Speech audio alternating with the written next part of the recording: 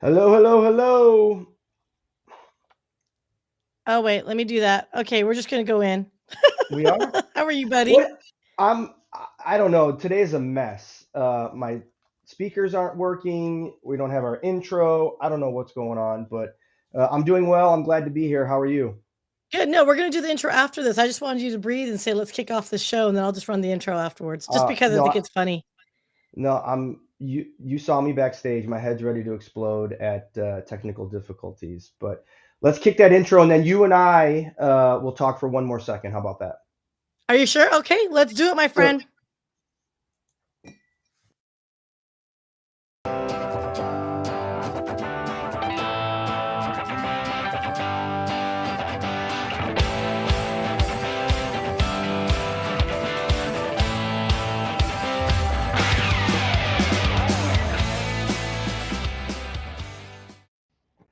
hello, hello, hello.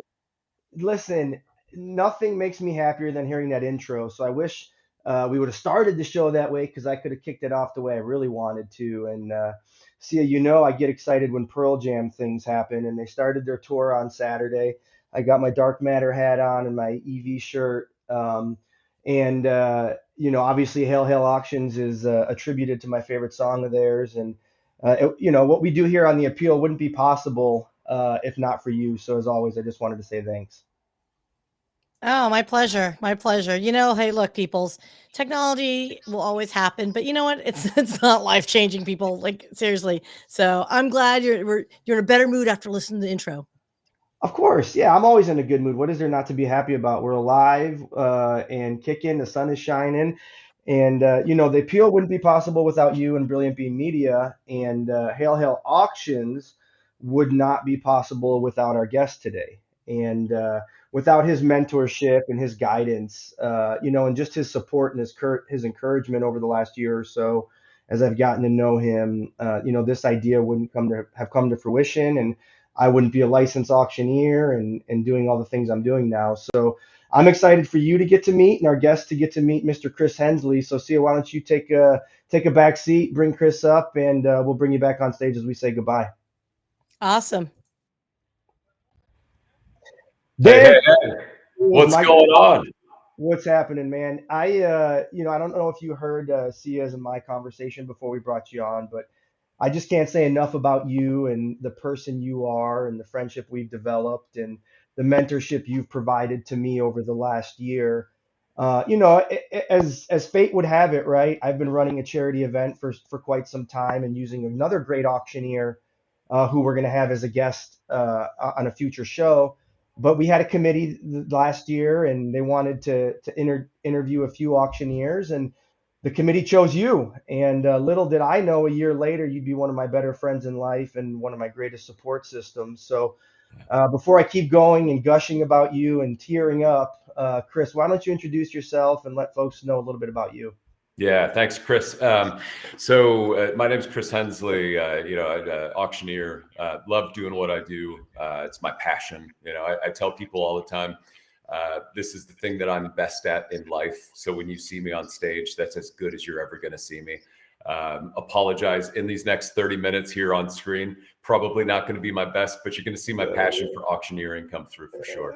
And yeah, Chris, it's been so great getting to know you. I think you and Sia and I all have music in common.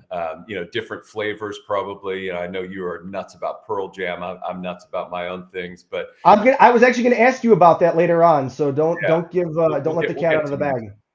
We'll Yeah. get to music for sure. Yeah. So happy to be on the appeal. Hope to come back again in the future and like talk shop. Let's go. Yeah. No, listen, and as we've gotten to know each other, auctioneering is your passion, but it's not also your only career, right? You have a passion for raising funds for great causes 24/7, whether it's on a stage for other great charities, and you personally and professionally raise, endless amounts of money for great work with Northwestern. So why don't you talk a little bit about that too? Because that's just Yeah. so Yeah. admirable as well. Yeah, thanks, Chris. I co-lead the Northwestern Memorial Foundation here in the Chicago area. Raising money to make what is an exceptional healthcare system even better.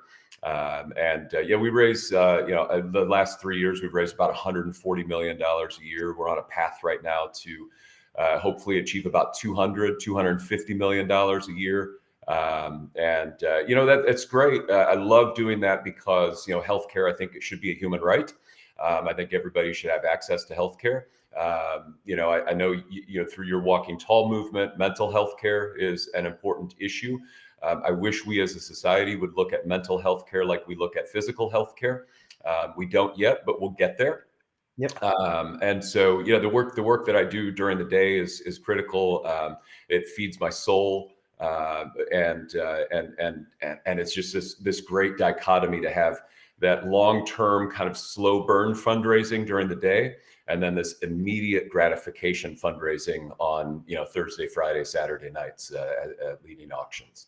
Yeah, you said it best. The immediate gratification, right, of the auctioneering business is so fun.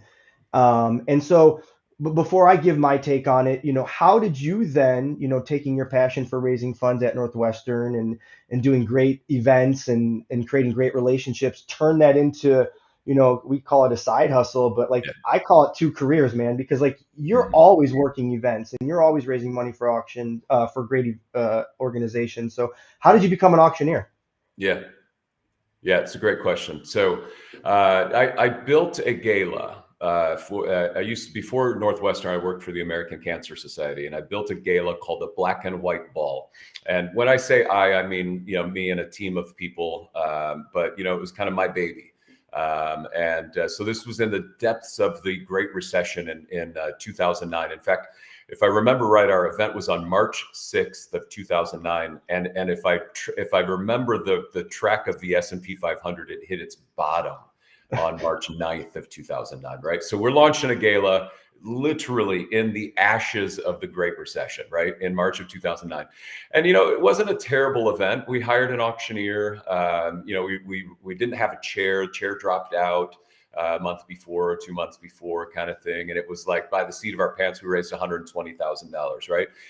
But that was, good enough. And we secured a good chair for the second year. And then we secured this fantastic auctioneer who, if I'm your mentor, Greg Dellinger, the G-Man, is my mentor, right? So Greg came and served as our auctioneer in that second year. And we went from like 120 in that first year to 360 in the second year. We went to 500 in the third year.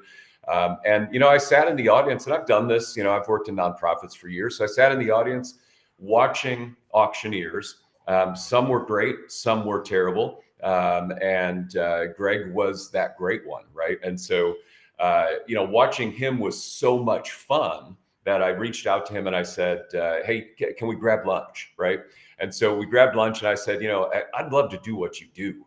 And he with, as if you know Greg, he's just the most encouraging, supportive, positive force out there. And he said, Chris, you should absolutely do it. There are more events than there are auctioneers, right? And so there'll be plenty of work for you, right? And so what did I do? I thoroughly ignored him for 5 years, right? But then fast forward to 2016, I was at an event and the auctioneer was bombing, right? My girlfriend leaned over to me and she said, this auctioneer is terrible. And she didn't know anything about auctioneering, right? And so I knew if people who hadn't seen a lot of auctioneers in practice knew what a good one and what a bad one looked like, that this was a bad one. And so I called the executive director of the organization the next week and I said, hey, you left a lot of money in the room. I think I can raise more money for you when you do this again. And to prove it to me and to prove it to you, I'll do it for free. And so I did that first one for free in the fall of 2017, like 7 years ago, and still have it on my iPhone. It was the most natural thing I have ever done. What you see on stage today is roughly what came out of me in that very moment, right? And so I just found this passion. Give me a microphone, give me an audience of 300 or 400 or 500 people, and let me squeeze as much money out of them as possible for a great cause. And let me help them feel great about it also. Listen, right? Let me help them feel great about giving to a great cause, because when they feel great about it, they're going to give more money to it, right? I'll stop. I'll let you get a word. No, here's what I was going to say. Yeah, truly, like if somebody were to ask me, like, Chris, how did you become an auctioneer? Like, I would say, listen to Chris Hensley because that's like exactly my story, right? Like, Yeah, I created yeah, my own event in my past employer, raising money for a scholarship fund, a sports themed event, and had keynote speakers. And lo and behold, as I said earlier, as fate would have it, we chose you. And Chris Chelios, who's a friend of mine, was our keynote. And the yeah. three of us were behind stage. And I'll never forget it, Chris. The three Chris's, believe it or not, were standing there. And Chelly goes, "Man, you're really good on the mic." And you looked me dead in the eye and you're like, "Yeah, you are." And I was like, you know what? I hear that every year. So every time I Yeah. do my event, I do the same thing. Like, Chris, why don't you do that more? And I was like, forget about it. I would ignore people, right? And now here I am. So it's just so cool to hear how the stories of professions and passions come to be, and in your own company now, bid raise bid. Talk about some of the clientele you work with and some of the Uh, amazing auctions you've been a part of. I know there's some things that have to stick out. Yeah, yeah. So I fall in love with every one of the clients that I have, right? Probably 3, 4 times a year, I end up giving like part of my fee back to the client because I'm just in the moment motivated. As the audience is motivated, I get just as motivated, right? And Oh yeah. so yeah, so I've been working with clients big and small for 7 years now.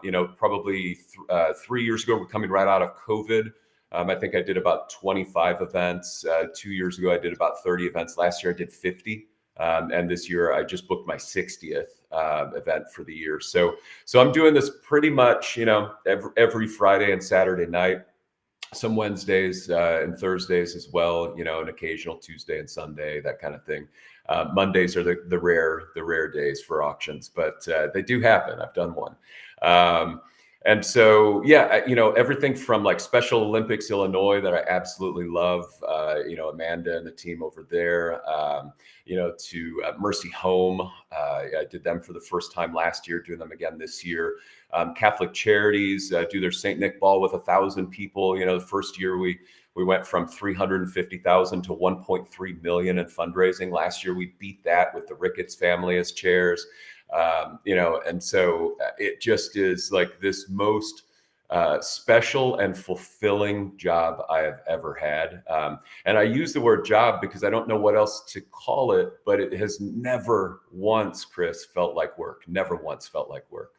Yeah, no, I got done with an event a couple weeks ago, and as you and I do, we text back and forth, comparing notes and asking each other how the evening went. And, I made a comment, and it really has stuck with me.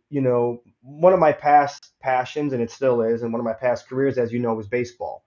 I was fortunate to play collegiately and coach for a long time. And, I liken getting on stage and knowing I raised a bunch of money for a great cause to, throwing a 7 inning gem, beating Illinois to go to the Big Ten tournament. Like that Yeah, rush of adrenaline, that competitiveness, but in a different light, knowing that you're doing totally. it for Yeah. for good is like Yeah.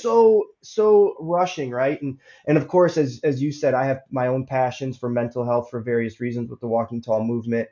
But knowing that I could use my skill set as you do and my personality and my energy to better others' cause is just so cool. Because let's face it, not everybody is outgoing as you or I. And so, like, to grab that mic and get on stage and make a fool of yourself and ask somebody for $100,000, like, not everybody's got those cojones, Yeah. right? Like, Yeah. Yeah. how, Yeah. Yeah. how'd that happen? Yeah, it just, my granddad was a Methodist minister, so that probably had a lot to do with it. I think I got that DNA strand. Some of my buddies may be watching out there today. We used to play in punk rock and post-punk bands in the 80s. I had a black mohawk and all that kind of stuff. So I crave the stage, right? I love to be on stage. I love to, meet people. I like what I say is I get to go to 60 parties a year. And for a portion of that party, I get to be the center of attention. And when I'm the center of attention, I get to help that organization advance their mission, right? And so whether that mission is mental health or it's a school or it's a disease that we're trying to battle against, the more that I can bring, the more money we have the opportunity to raise, right? And Yeah, so, you're right. Like, yeah, real quick, I'll say you said it perfectly, right? Like, our passions for music, right? Like, you feel like almost you're on stage as a rock star. Not that totally. you have the ego of such, but you could command the room, and you're using that command for such good, right? And you do it Yeah. so perfectly. So I wanted to sorry to cut you off, but keep going. But I had to just drop that in. Yeah, yeah. I mean, so you'll feel this also, and you probably have already. Like you'll know the nights where you nailed it, and you'll know the nights where like you just weren't quite on, right? But God, I had this night just this past Saturday night, right? I was doing, as you know, I was doing writers theater in Glencoe, this incredible arts organization in Glencoe that not only brings the arts, to their audiences at their theater, but also takes the arts and arts education out to schools and out to kids who might not otherwise have art in their life, right? And kind of see that as maybe a possibility in their life. And so I got on stage after this incredible band was performing all of these, great 70s hits, and I had to follow that, and it was like, wow, this is like top notch production. And then I get up there, and it was the performance of my life, brother. I mean, literally, I just got a phone call. This never happens. I just got a phone call from somebody who was at the event, and they said, is this Chris Hensley? And I was like, yeah. And they're like, we were at the event on Saturday night for Writers Theater, and I just had to call you and tell you you were incredible, right? Now, Yeah, this frequently happens in the audience, right? And you've seen this, right? You get yeah, off stage and people just want to come up and say, thank you. You did great. You were the best auctioneer I've ever seen, whatever. I call it crowd bathing. I borrow that actually from Simon Le Bon from Duran look Duran. at you. He stands there on the stage at the front of the show, and the audience is just screaming at him, right? And he's just Yep. doing this, just crowd bathing, right? And that's my version of crowd bathing, is going out to the audience and talking to people, right? I think about it this way. I'm always on stage. I'm auditioning for at least two other jobs. That event again next year, the event that I'm doing right there next year. And then all of the people in the audience, we're talking to people who are, um, we're raising money from people who are on boards, who lead organizations, all of that kind of thing. And so when they see you kicking ass for this charity, they want you to come and kick ass for their charity also, right? No And so kidding. you and I are both, we're just handing out cards constantly. We're getting phone calls, we're getting emails. I saw you at this event, I saw you at that event. You were the best auctioneer I ever saw. Like, could you come and do our event? The biggest problem that I have is that I can't be in two places at one time, right? I And that's can't where I do come in. That's where I come in. And absolutely. and So, and that's and, like you said, from your mentor with the G-Man telling you yeah, that there's more events than auctioneers, right? Like yeah, I'm proof of that. And I've developed some great relationships with some awesome organizations myself. Second City Canine Rescue, we just did a $266,000 for, and I'm being flown all over the place right now for Fabretto due to you. And yeah, yeah, that's just the kind of guy you are, because likely I'm going to do a great job, and they'll be my clients year in and year out, but you're going to do a great job for your clients, and you can't be in two places at once. So yeah, why wouldn't folks like you and I team up and help each other, and totally. in turn help great causes? And I want to just kind of change the subject real quick, because we have some Yeah, amazing folks chiming in, and some great business owners. I want to ask you, there's some folks asking questions as well. But I want to ask you a question and talk a little bit about, in your experience, doing 60 events a year now, the brand recognition that businesses can create by donating to auctions oh, or yeah, sponsoring events, right? I think it's such a missed opportunity for local business owners or for entrepreneurs to donate their services to local charities. Not only do they get the write off, but they gain exposure into a network for their services that they've never had yeah, exposure to. So, talk a yeah. little bit about how that works for businesses, because that's been one of my passions, becoming an auctioneer as well. Yeah, yeah, absolutely. I think there's this great opportunity for us auctioneers and nonprofit organizations to kind of create synergy in communities, right? You talk about Windy City Canine Auctions, or Canine Rescue. Like when companies sponsor that event, and their guests are sitting there seeing that, this car dealership, or this spa, is this local business that's supporting this local nonprofit.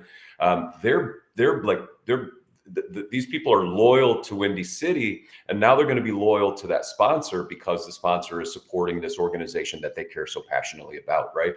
So you want to, as a business, you want to connect your brand to passionate people who are willing to, go to the ends of the earth to support you. And when you can support the things that those customers are passionate about, they're going to become passionate about your product and your service and your business. So I think it's one of the most effective ways to get your business out there. And it's very low cost also. Yeah, and in many cases, if you donate a service, as an example, if you're a coach of some sort and you're an entrepreneur, or you're a masseuse of some sort and an Yeah. entrepreneur, you donate your services, that's a write-off for your business.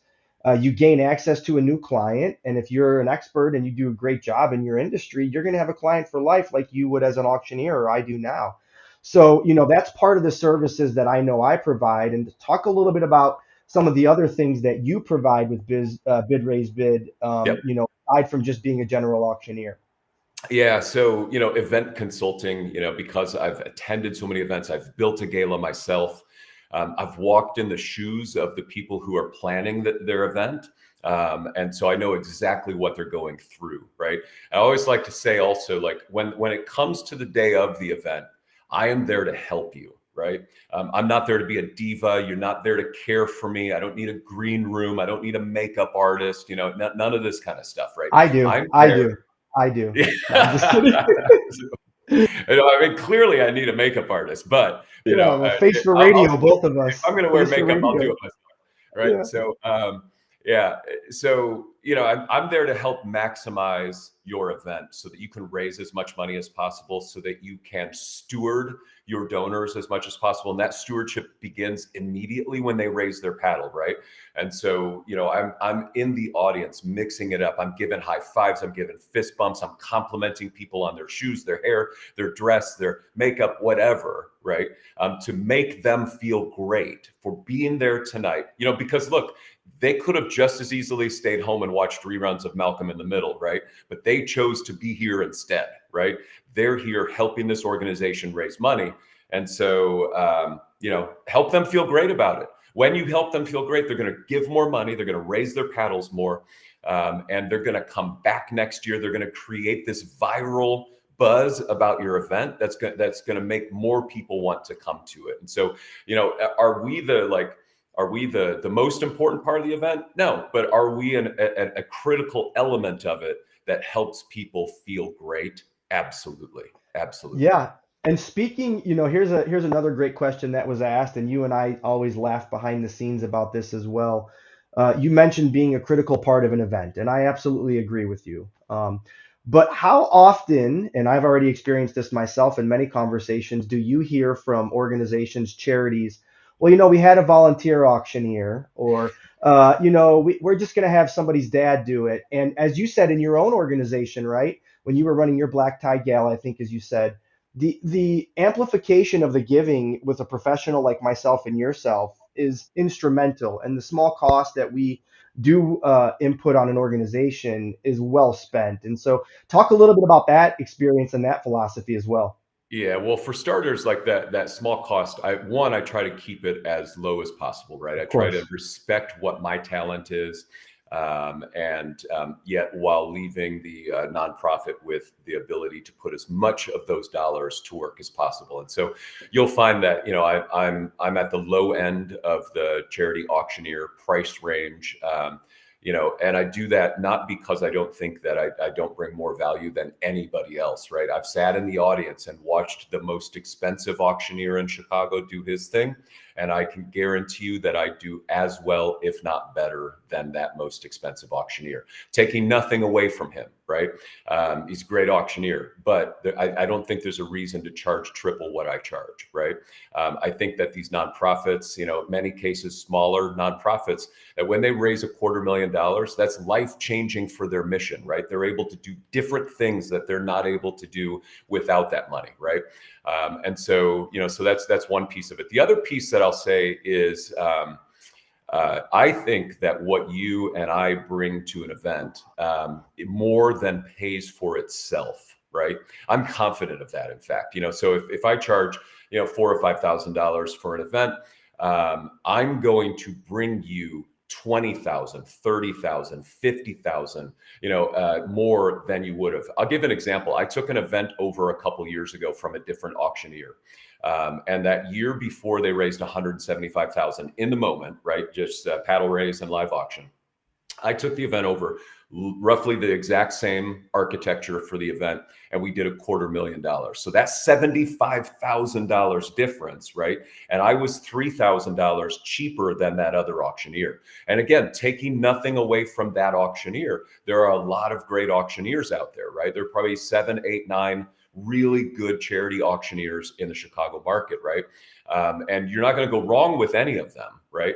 But you're going to get people like you and me who believe passionately in the mission of the organizations that we work for, who don't overcharge, and who bring these other ideas and their energy and all of that, that helps the organization raise more money than they would have otherwise. And certainly, to your point, more money than they would have raised with a volunteer auctioneer. So, if your goal is to raise $100,000 and you want to use a volunteer auctioneer, you might do $100,000. But if you brought one of us in, you'd probably do 140, right? And you're going to pay us $3,000 or $4,000 or $5,000, right? But it's worth it because you got, $40,000 more than what you would have gotten with that volunteer auctioneer. It definitely makes a difference. And here's why it makes a difference. That volunteer does it one time, right? You and I've done hundreds of auctions, right? I've worked with hundreds of organizations over the 7 years that I've done this. I've built auctions, I've built galas myself, so I know exactly what you're going through, when you're going through, what you need to be thinking about, right? And so I become that partner, that advisor, that consultant also, that helps you see around corners and make sure that your event is going to be even more successful. Yeah, no, you said it best. In that instance, I experienced it already, having done a paddle raise a couple weeks ago and having had the opportunity to have 3 people in the audience raise their paddle for $7,500. And at the end of the night, the organization said, we never had anybody above 5, right? And all of a sudden here we go. And we expedited the gifting that night. And it's just such a fun opportunity. Let me And make a point. yeah, real quick though, hold on. Yeah, real quick one, because we're gonna wrap up in 10 minutes. We can keep going, but there's 2 other main points I want to get to. But go ahead. Yeah.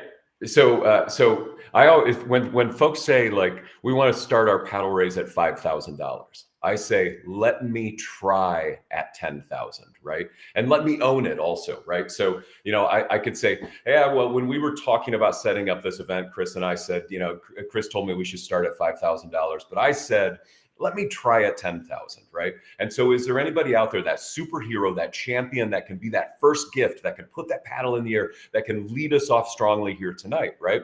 And inevitably, probably 40 to 50% of the time, somebody raises their paddle at that big number, right?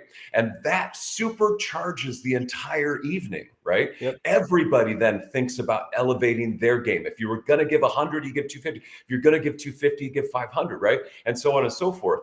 And so there's 2 events I want to talk about. One was North Shore Country Day. And I'll talk about the organizations that I support, because I dare any auctioneer to go try to get these events from me, right? I do such a good job that I'm certain that no other auctioneer. Okay, time out. That's Yeah. to my point. Right? And so speaking of my competitiveness, right? Like you and I, in essence, are a competitor, but we're not. We understand the industry, and we have to bring different things to the table. And we don't want to go on too much longer, so I'll let you talk about one of those events. But I also Yeah. want to just get your feedback on, how the industry is changing. Right here's what I'm doing with the appeal. I don't know that any other auctioneer in the Chicagoland area is doing this. Nobody. I It's have all a you. great production. I have a great production team behind me with Brilliant Beam and Sia, who you met, creating shorts for these organizations that I want to amplify the giving to. Nobody's doing that in the Chicagoland area, Yep. right? And Yep. so we Yeah. have to find ways to be more creative. And I want to get Chris, in your a opinion lot of on that. ways, you're helping me and other auctioneers elevate our game as well, right? So thank you for doing what you're doing. You're bringing this new energy into the charity auction space in Chicago, and eventually, I think we're going to do that around the country, right? Together. That competitiveness, I love it. I'm mostly competitive with myself, but I also want to know what an event did before I came along, because I want to beat it.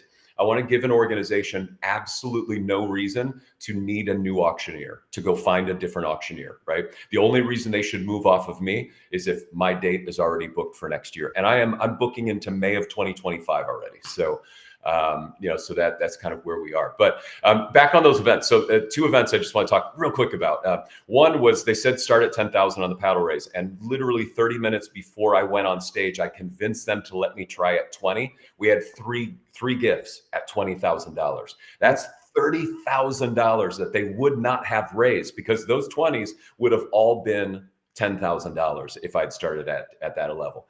And the other level, the other event was, they said start at 10. I said, let me try. I have a feeling on this one. Let me try at 25. I had a guy stand up, and he looked like money, looked like Gordon Gekko, right? Suit, silver hair, everything. And he asked for my microphone. And I've learned never to give your microphone away, right? But I trusted the moment, because he was sitting next to the board chair. He took the microphone and he came up to the stage and he said, I haven't talked to my wife about this, but I know where her heart is. We're going to give $500,000 to this organization, right? $500,000. It was absolute gold. The audience stood up. There were tears, everything. He handed the microphone back to me. I looked out to the audience and I said, folks, there were 300 people. I said, folks, don't think for a second that $500,000 gift lets you all off the hook. If anything, Exactly. it supercharges what we are here to do tonight. And we ended up raising $850,000 that night, right? Yeah. So, and I want to talk about real quick. Yeah, go ahead. I had an opposite experience, right? So behind the scenes, the organization, well, maybe 5,000. And I said, listen, I'm not afraid to fail. I've failed many times on a baseball field, and I'll fail many times at an auction. I said to the executive director, what's the most donation, the largest donation you've ever received in a paddle raise in your history as an executive director? They said 10,000. And I said, well, I'm going to set the record for you tonight. Yep. So we raised it. We go to the paddle raise, and I said, who's going to give me $10,001? And damn, not a paddle was raised, right?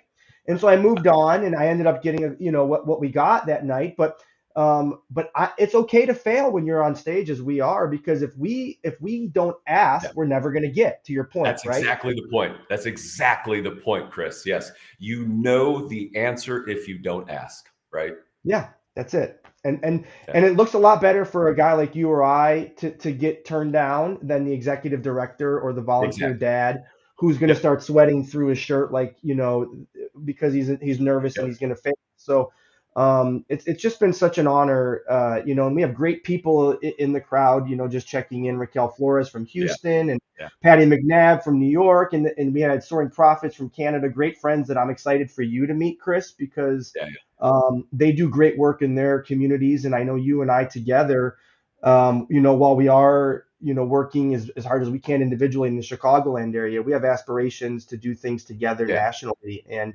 we're going to achieve that, and so to meet these people is going to be an honor for you. And I just want you to take the floor real quick, let people know where they could find you, contact you to book events. I know it's good for me. You're booking in the May of 25. I'll ride your coattails, right? And We'll and same, it's going to work both ways eventually. You're going to be super booked also, and you'll throw things my way too. So so my website, there's I put a sizzle reel together last year with a good buddy of mine, Ben Boyd. And you could see that video on my website. It's bidraisebid.com. You could find me. I'm probably most active on socials on LinkedIn, just Chris Hensley. And I mean, I'll give out my phone number as well. It's 630-750-1045. Text is always best. But yeah, I mean, however you want to contact me, and wherever your organization or your event is, I know this is true for both Chris's on this call here, that we will go anywhere, we'll get licensed anywhere, so that we can do auctions and help nonprofits raise a ton of money. That's it. Exactly right. So, Sia, if you don't mind, I want to bring your self back up. I want the three of us for just a few seconds to talk about our true passions in music, because you know, like we said earlier, part of being an auctioneer, and I've named my company Hail Hail Auctions after the greatest band ever to be known to man, Pearl Jam, and my favorite song. And Stia's, loves music, and Chris, you do. So, Chris, why don't you, start us off? You follow a band like I do, and talk a little bit about your passion. Yeah. I mean, I've got a couple bands. I grew up in the 80s. I'm 54 years old. I was born in 70. So, 83, 84, 85, God, like Duran Duran, Depeche Mode, Psychedelic Furs, The Smiths, just some of the greatest music I think ever created came out of that like mid 80s time span. I've got this cast of friends, my brother, John, my buddy, Michael, my buddy, Bradley, Patrick, Chad. We all, played instruments, played in bands together, grew up together, and so music is like the fabric of my life, man. I mean, you hear a song and it puts you back in that time, puts you back with those people. It just, special thing that music does to your soul. So, yeah. How about you, Sia? I know Chris is listen, Pearl Jam all around. I knew you guys were going to hit it off. Sia. Oh yeah, no, totally. Like we are similarly aged. I'm not quite 50 yet, but I will be in August. And we are gonna. Funny you should mention it. We're gonna see Echo on May 8th. So nice. Echo and the Bunnymen. Yeah. So I too have a concert crew that we all go, and it is so much fun. The thing about, and it's about experiences, right? What you guys offer as auctioneers is not just simply I'm going to shill for more money. It's people like to feel that excitement that they're actually contributing to something, right? And getting those endorphins pumped up and getting that adrenaline going for them. It is something that is someone who is experienced and trained like you guys are can get to it faster, to make people feel good and to remember the experience. And I think I think all three of us collectively with rock and roll background, it becomes a show. This whole fundraising event 100%. becomes an opportunity to communicate. And like any concert, we all like to woohoo, right? So you guys are rock stars. I'm loving it. So that's my 2 cents of this conversation. Yeah. Well, Chris, you got 2 chances to see Pearl Jam this summer also, right? Here in Chicago at Wrigley Field. Oh, well, dude, listen, speaking of, I want to just give a quick shout out. So you guys both know my work with the Walking Tall movement and my passion for mental health. I actually am going to Seattle the last week of May to work with first responders, and shout out to Untamed Coffee Company and Mr. Brady Hubler and his wife Carrie and all the work they do in that community. But it just so happens I was able to organize the trip when Pearl Jam is playing 2 shows in Seattle. So I'll be able to go to those and work as well. And then, of course, my love for Pearl Jam runs deep. 65 shows, and September is going to be a big month. I'm going to Wrigley and Fenway and Ohana. And I've been lucky, in life to meet some great people and have mutual friends of some of the band members and been backstage and, just had conversations with, my rock icons. I should show a photo. Not too many people have a picture with their hero in music, Eddie Vedder, and their father's hero in music, Pete Townsend. So I know my dad's watching, and I got a picture literally of me, Eddie Vedder, my dad, Pete Townsend, Billy Idol. It's crazy, right? And so music is ingrained in me. It's a part of who I've become, and Pearl Jam and their fan base is a charitable fan base. And that's ingrained in me, and that's why I started Hail Hail Auctions. And Chris, I just want to say thank you, because if not for the support and the guidance, encouragement you've given, man, like I wouldn't be in this position given the last few years I've had. So I love you, man. And Sia, I love you. Yep. And you know why? Thank you know why I said yes? You asked. Yeah. Yeah. I'd like to do that. And that's what Greg Dellinger did for me. So I'm just repaying the favor, paying it forward. Yeah, and I'll be honored to pay it forward to somebody else because I really think this is a great industry for folks like us who are outgoing and giving back in nature. And Sia, you are one of those folks too, and I'm just honored to have you on my team. So, with that being said, check us out, hailhailauctions.com. You can follow us on Instagram, LinkedIn, TikTok. I should give a huge shout out to Jen Kaufman, another one of our team members who does amazing work on our reels and social media. So please connect with her. And then some of my great friends, Raquel Flores, who I mentioned, and her Influencers Connection Corner, Tausi Brands and Janice Shokerin, Jody Lamb and Structure Your Settlement, Soaring Prop. The list goes on and on. Mark Reed in Japan. We just have such great support worldwide, Chris, and I know you will now too. So it's been a great conversation, and let's get back to our Monday. So see if you don't mind, roll that outro. See you Awesome. guys.